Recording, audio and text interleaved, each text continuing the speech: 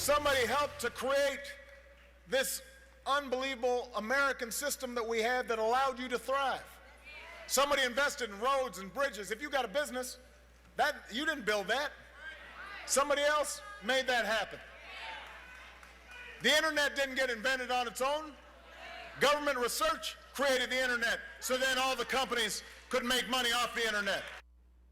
That was President Obama telling America's small businesses and entrepreneurs, you didn't get here on your own, but rather the helping hand of government made your path to success possible. This is all in an effort to justify his call for increasing taxes on the so-called rich in this country.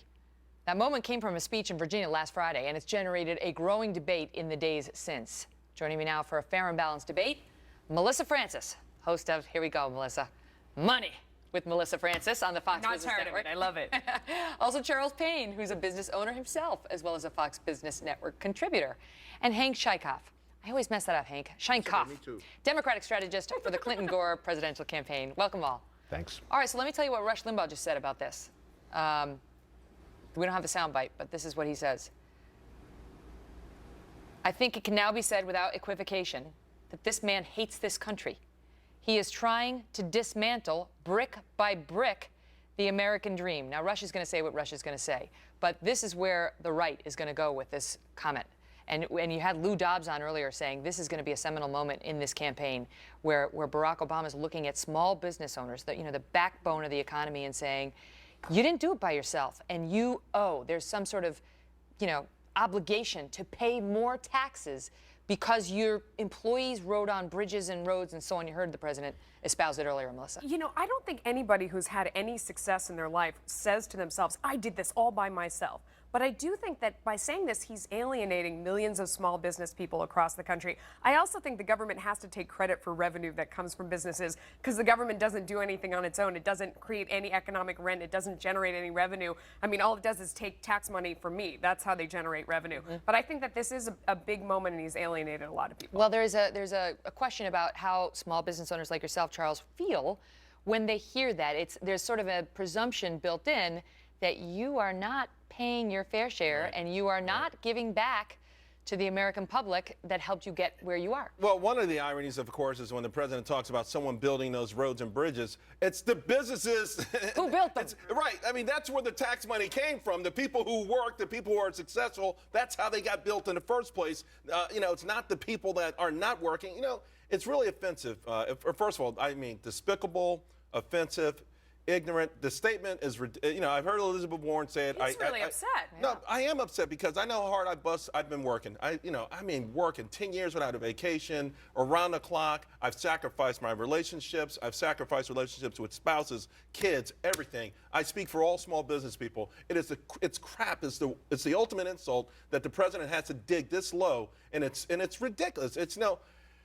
It's so infuriating because it also gives credence to people who don't work hard. In other words, see, here's the thing. If you can't take credit for your success because of society, then you can't be credited for your failure because of society. Not only is he hurting people who are trying hard, but he's giving a free pass to people that aren't. Hank, you're a Democrat. Why are you shaking your head yes when you heard everything he just said? Look, Rush is extreme. Dobbs is correct. This is the defining moment, because what's being told to people, particularly in the midsection of this country, is that their efforts aren't significant enough.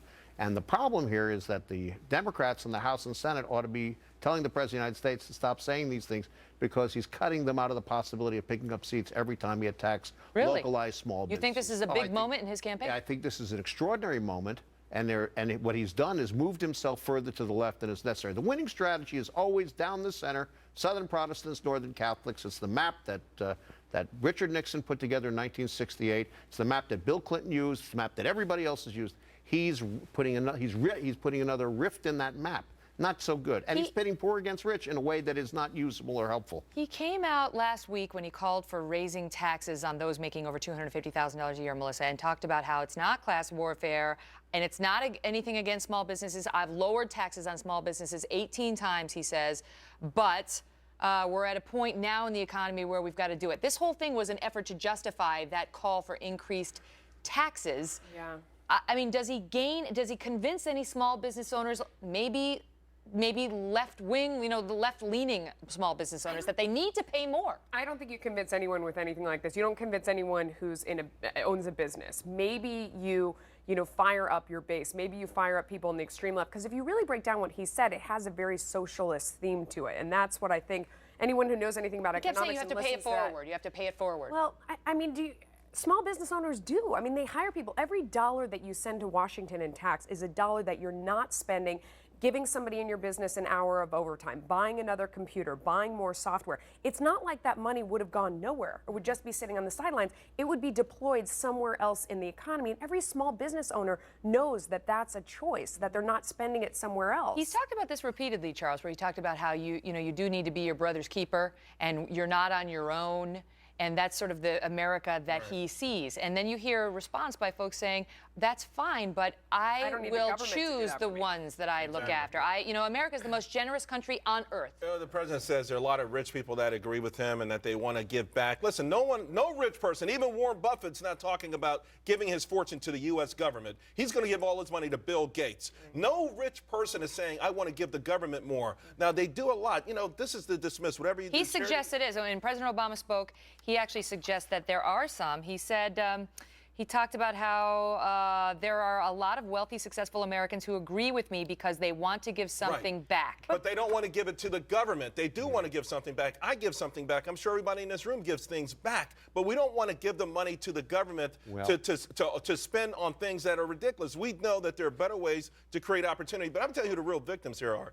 Those small kids out there, young adults out there who might have something of a bug that I want to be extraordinary. For what? Why? If they're going to snatch it from you and then browbeat you, why go for it? The real victims here are small business owners, mom and pop stores and others who are going to be put out of business ultimately because they can't afford to pay the taxes, provide the health care insurance, and provide the benefits required. And no one's going to want to follow them up. And up. that is a very, very serious thing. That's a different issue, and that is not a Republican nor a Democratic issue, but an issue for the country. If we're going to see malls and we're going to see stores that are the chain stores that are going to be in business, we're going to see people earning minimum wage jobs with lower benefits because that's how that system. But wait, because you helped get President Clinton. Well, I'm fortunate. I've worked on 600, 700 campaigns. Okay, all over the world.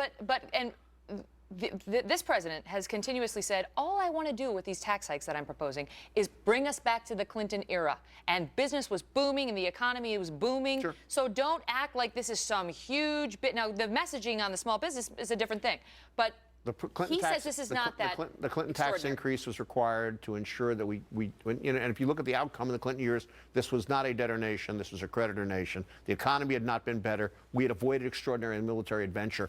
He's got a problem. It's called we have a deficit that is outrageous, and we have a debt problem that is not insignificant. And an economy that's not growing. And is there anything to, and I'm not going to ask you to sign on to Russia's comments, but is there anything to this notion by some on the right that President Obama just sees the economy in a different way? He does, absolutely. I mean, it's the difference between believing in a free market economy and believing the Keynes model. And I think that, even if Keynes were here today, he would say that you can only spend to grow the economy when you're not deeply in debt. I mean, that revenue that you're going to spend comes from somewhere. It comes from taxpayers. At this point, if you levy higher taxes, it contracts the economy. I mean, this is the ongoing debate.